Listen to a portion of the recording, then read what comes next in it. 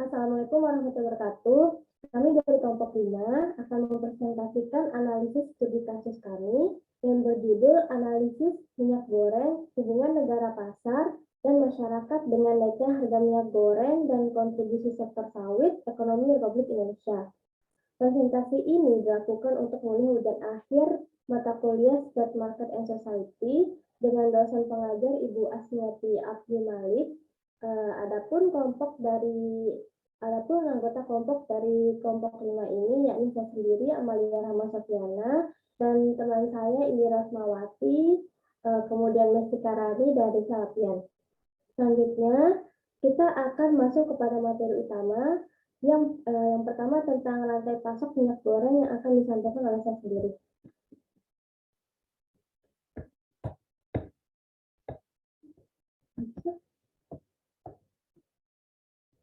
Rantai pasok.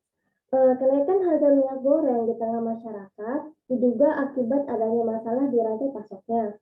Menurut Dedi Yefri sebagai Ketua Komisi 6 rantai pasok yang dimulai dari perkebunan kelapa sawit, produsen CPO, pabrik minyak goreng, serta distributor, agen hingga pedagang sudah tidak saling tersambung, yang mengakibatkan semua pihak dirugikan. Produsen minyak goreng juga kesulitan untuk mendapatkan bahan bakunya. Oleh karena itu, terjadinya kelangkaan minyak goreng yang kemudian mempengaruhi kenaikan harganya. Kelangkaan tersebut disebabkan oleh kenaikan sisi permintaan atau demand dan penurunan dari sisi penawarannya atau supply. Berikut beberapa faktor yang menyebabkan kelangkaan minyak goreng. Yang pertama, naiknya harga minyak nabati. Yang mencanangkan B30. Yakni B30 ini merupakan pemerintah yang mewajibkan campuran 30% solar dengan 70% bahan bakar jenis solar. Yang ketiga, pandemi COVID-19. Yang keempat, proses distribusi dan logistik produsen minyak goreng yang hanya ada di beberapa daerah saja. Karena kenaikan harga minyak goreng tersebut mendorong inflasi secara umum dan dampak yang ditimbulkan dapat mempengaruhi beberapa sektor, antaranya sektor industri, makanan, rumah tangga, dan semua produksi yang bahan bakunya menggunakan minyak goreng.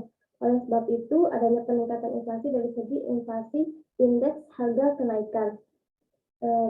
Presentasi berikutnya akan dibacakan oleh Michelle.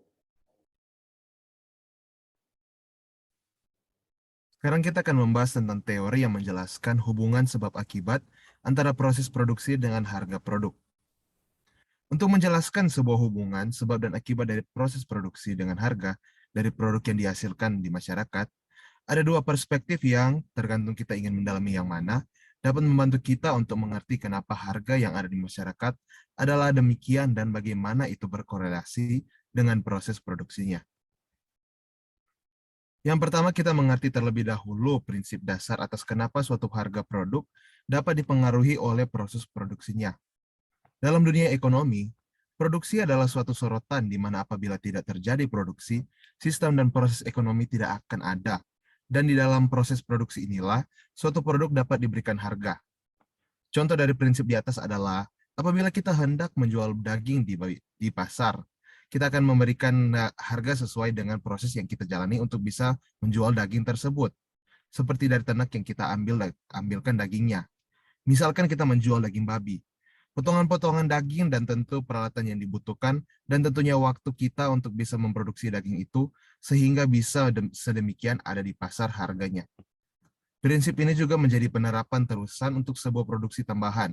Seperti apabila kita ingin menjual babi goreng, tentunya kita akan terus menghitung jasa penggorengan, gas dan konfor, dan lain-lain yang sehingga membuat babi goreng tersebut lebih mahal dari harga sekedar daging saja, walaupun mungkin porsinya lebih sedikit. Pada pembahasan yang kalau mau kami bawakan ini, kami akan lebih fokus kepada perspektif Adam Smith, atau yang kerap dijuluki Smithies. Perspektif ini melihat ada 4 komponen atau kontributor utama yang dapat mempengaruhi proses antara produksi dengan harga. Yang pertama adalah land atau natural resources atau sumber daya alam natural. Kedua, labor atau tenaga kerja. Ketiga, kapitalisme. Dan yang keempat, pengusaha. Di mana sumber daya alam yang ada menjadi suatu acuan dalam memproduksi, yang menyediakan pangan dan kebutuhan primer manusia yang lainnya, tenaga kerja untuk bisa membantu dalam proses produksi, kemampuan pribadi dan finansial yang cukup untuk kebutuhan produksi, dan pengusaha yang akan merubah bahan belum jadi menjadi bahan setengah jadi maupun jadi sepenuhnya. Untuk selanjutnya saya serahkan kepada anggota Kopasel.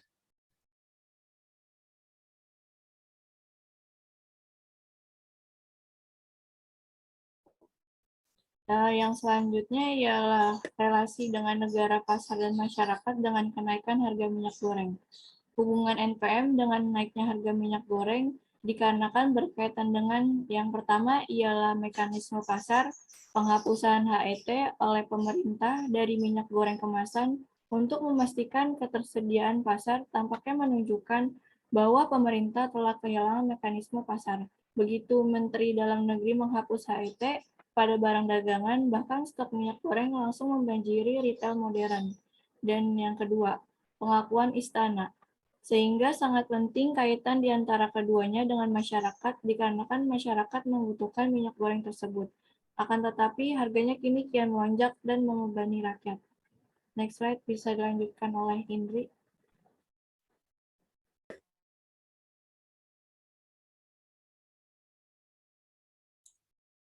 Selanjutnya, yang terakhir kita akan masuk ke pembahasan tentang sebenarnya apa kontribusi dari sektor kelapa sawit sendiri kepada pertumbuhan ekonomi Indonesia. Seperti yang telah dibahas sebelumnya, kita dapat simpulkan bahwa sektor kelapa sawit berperan penting bagi perekonomian nasional dan tidak tergantikan hingga saat ini. Industri sawit sendiri dinilai mampu menjadi big push industry yang juga memiliki big impact dalam perekonomian Indonesia. Pada tahun 2018 sendiri tercatat bahwa sejak tahun 2000, sektor kelapa sawit di Indonesia membantu sekitar 10 juta orang keluar dari garis kemiskinan karena faktor-faktor yang terkait dengan ekspansi kelapa sawit, dan setidaknya juga ada 1,3 juta orang yang hidup di pedesaan yang keluar juga dari garis kemiskinan secara langsung berkat dari kelapa sawit ini. Nah, setelah itu, produksi minyak sawit mentah atau CPO, kemudian minyak sawit inti atau PKO, dan biomass telah menjadi penopang perekonomian bagi daerah-daerah sentra industri. Selain itu juga, industri sawit mampu menghidupkan sektor jasa lainnya, salah satunya adalah sektor perdagangan. Asisten Deputi Pengembangan Agribisnis dan Perkebunan Kemenko Perekonomian Muhammad Edi Yusuf mengatakan, industri sawit ini telah menjadi salah satu industri unggulan dalam menopang pertumbuhan ekonomi Republik Indonesia.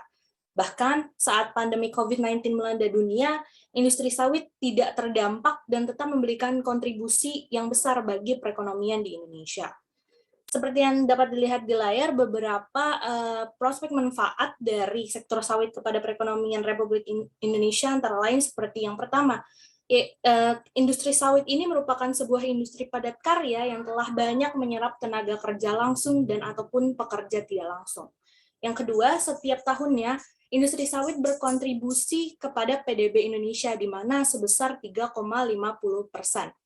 Yang ketiga, berkontribusi juga setiap tahunnya sebesar 13,50% terhadap total ekspor non-migas. Yang keempat, menciptakan kemandirian energi melalui program energi substitusi terbarukan atau renewable energy sehingga menghemat devisa. Nah, selain itu juga renewable energy ini berdampak positif terhadap lingkungan. Sebagaimana yang kita tahu, biodiesel sawit tersebut sekarang bernama B30. Yang keenam, yang keempat, ada membuka jutaan lapangan kerja di dalam negeri di sepanjang rantai produksi dari kebun hingga produksi akhir. Maksudnya tidak hanya petani, tetapi juga buruh untuk pabrik-pabrik sektor kelapa sawit. Yang terakhir adalah sebagai salah satu komoditas andalan bagi pendapatan negara. Next slide. Sekian presentasi dari kelompok kami untuk tugas akhirnya untuk ujian akhir semester dari mata kuliah State, Market, and Society. Jika ada salah kata, mohon dimaafkan. Terima kasih.